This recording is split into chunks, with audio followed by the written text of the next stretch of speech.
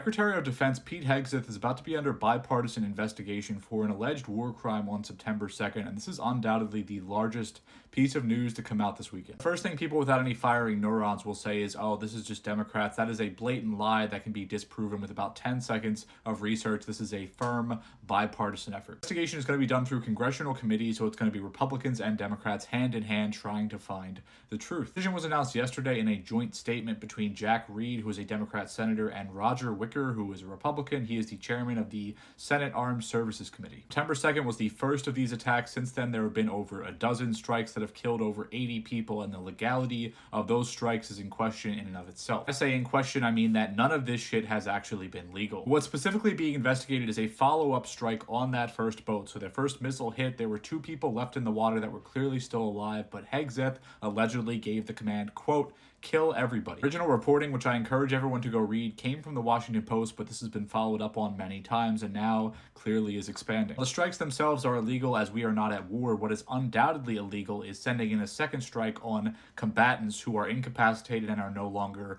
a threat. Here's something like this. It seems we are taking a page out of the book of The Bad Place. This is not legal by the DOD's own laws. It's not legal by international law. I want everyone to keep in mind that that missile that was used to kill 2 men floating in the water amidst burning wreckage was paid for by your fucking tax dollars. The most embarrassing Secretary of Defense in the history of the country that is saying something, and I hope this is the straw that breaks the very drunk camel's back.